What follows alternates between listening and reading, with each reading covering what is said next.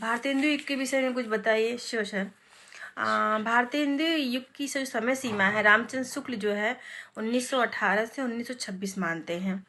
और उनके अनुसार भारतेंदु युग जो है रीति कालनी के बाद जो है निकल के आया तुरंत। और उसके बाद जो है वहाँ पे राष्ट्रीय सांस्कृतिक धारा से ओतप्रोत जो कवि थे, उन्होंने संपूर्ण राष्ट्रीयता की बात की।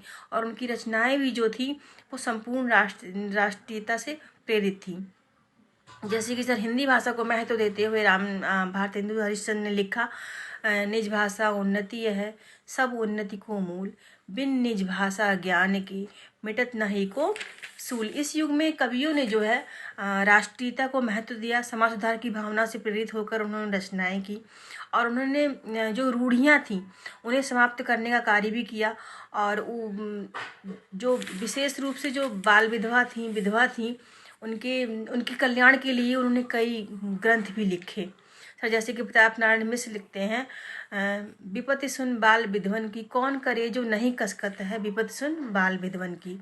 सर इसी तरह से अन्य कवि भी हुए, जिसमें कि सर भारतेंदु हरिश्चंद्र, राधा कृष्ण दास, भारतेंदु हरिश्चंद्र, राधा कृष्ण दास, जगमोहन सिंह, अंबिका दत्त व्यास, नवनी चतुर्वेदी, प्रताप नारायण मिश्र आदि सर कवि हुए इस युग में।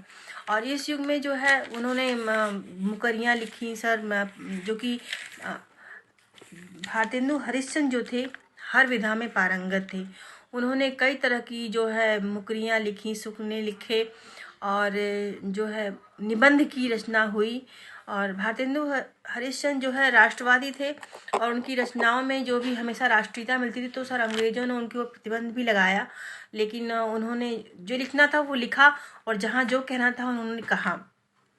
तो इस युग की विशेषता रही है सर, ये उन्हीं के ऊपर, भारतेंदु हरिश्चंद्र जी के ऊपर ही ये इस युग का नाम भारतेंदु युग रखा गया है, तो कह सकते हैं। और सर इस युग में एक प्रमुख प्रवृत्ति थी समस्या पूर्ति। सर कवियों, बहुत विद्वान लोग होते थे उस समय कवि, और उन्हें तुरंत ही जो है समस्या से एक कुछ पंक्तियाँ दी आती थी, उसके के ऊपर उनको तुरंत ही रचना करनी होती थी, तो उसे समस्या पूर्ति कहा जाता था। तो वहाँ पे किसी भी ज्वलंत मुद्दे के ऊपर वो पंक्तियाँ हो सकती थी। जैसे कि सर प्रेमधन ने सर भारतेंदु हरिश्चंद्र ने लिखी, मुँह जब लागे तब नहीं छूटे, जाति पाति तन मन धन लूटे, पागल कर मन करे खराब, क्यों सखे सज्जन नहीं शराब। तो इस तरह कह सकते हैं कि भारतेंदु युग की ये सब प्रवृत्तियाँ थीं। छायावाद के विषय में कुछ बताइए। सोशल छायावाद की जो समय सीमा है रामचंद्र शुक्ल के अनुसार 1918 से 1926 मानी जाती है। छायावाद के जो कवि हुए, छायावाद की जो प्रवर्तक रचना है जो कि पल्लव मानी जाती है, पंथ की पल्लव मानी जाती है, और इसके जो प्रवर्तक हुए वो रामचंद्र शुक्ल के अनुसार इसके प्रवर्तक मुकुटधर पांडे जी माने जाते हैं। और छायावाद शब्द सर्वप्रथम जबलपुर से प्रकाशित शारदा पत्रिका थी, उसमें प्रकाश में आया। और राम कुमार वर्मा जी कहते हैं कि जब आत्मा की छाया परमात्मा में और परमात्मा की छाया आत्मा में पड़ने लगती है, यही छायावाद कहलाता है। छायावादी कवियों ने पहली बार जो है जगत के दुख को छोड़ते हुए उन्होंने व्यक्तिगत सुख दुख की बात कही अपनी रचनाओं में। छायावाद में प्रसिद्ध कवि जयशंकर प्रसाद हुए। जयशंकर प्रसाद ने जो है पौराणिक पात्र मनु को अपने भाव भूमि पर लाकर एक कालजयी कृति कामायनी की रचना की, जिसके 15 सर्ग हैं, जिनका पहला सर्ग चिंता है और आखिरी सर्ग आनंद है। और छायावाद के जो प्रमुख कवि हैं वो जयशंकर प्रसाद जी, निराला जी, सुमित्रानंदन पंत जी, महादेवी वर्मा जी। इनको क्रमशः ब्रह्मा और विष्णु और महेश भी कहा जाता है। और झरना जो कृति है छायावाद की, इसे जो है प्रमुख कृति छायावाद की हम कह सकते हैं। बिहारी के विषय में कुछ बताइए। शोषण बिहारी जो है रीति सिद्ध कवि हुए और रीति सिद्ध के प्रवर्तक भी कहे जाते हैं बिहारी। और जो रीति सिद्ध जो काल है वो रीति काल में आया। तो हम कह सकते हैं सर कि बहुत कवियों ने बहुत सारी रचनाएं की, पर बिहारी ही एक ऐसे कवि हुए जिन्होंने सिर्फ एक रचना की और 719 जिसमें मात्र दोहे हैं, और एक रचना करके वो साहित्य में अजर अमर हो गए। तो कह सकते हैं कि उनकी उनकी जो पंक्तियों के ऊपर कहा भी जाता है, सत सैया की दो हरे ज्यो नाविक की ती, देखत में छोटे लगे घाव करे गंभीर। तो बिहारी के विषय में सर कहा जाता है कि उन्होंने, और गेरसन ने कहा भी है कि उनके जैसा कवि पूरे एशिया में नहीं हुआ। तो बिहारी जी का जन्म जो है ओरछा ग्वालियर में हुआ था, जो ग्वालियर की तहसील पड़ती है ओरछा, और वहाँ के जो राजा थे इंद्रजीत सिंह तृतीय, उसके उनके वो राज्याश्रित कवि थे। और एक बार जो बिहारी लाल जो है गए वहाँ जयपुर के नरेश राजा जय सिंह से मिलने के लिए, तो सर उनका जो कहा जाता है कि उनका नया नया विवाह हुआ था, और उनकी जो रानी थी वो बहुत ही कम उम्र की थी। तो उन्हें गए थे कि वो उनसे मिलने के लिए उनको आमंत्रित किया गया था।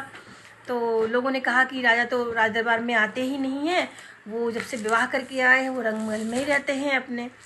तो उन्होंने कहा ठीक है।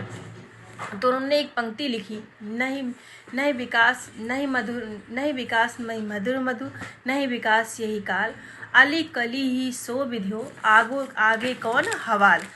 तो ये उन्होंने कहा कि ये पंक्तियाँ जो है राजा जय सिंह को दे दीजिएगा।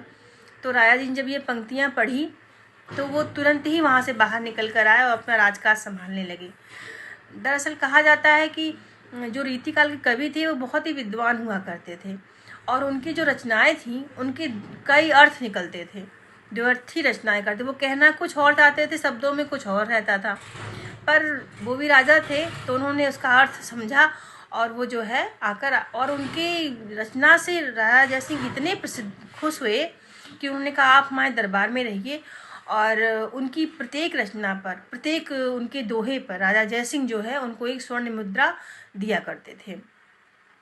तो बिहारी लाल अपने समय में बहुत ही फेमस कवि हुए, या फिर कह सकते हैं कि रीतिकाल को बिहारी के नाम से और बिहारी को रीतिकाल के नाम से जाना जाता है। अमीर खुसरो के विषय में कुछ बताइए सर। सर अमीर खुसरो का वास्तविक नाम अबुल हसन था, और सर ये आदिकाल के कवि हुए हैं, और इनके जो गुरु थे वो निज़ामुद्दीन औलिया थे।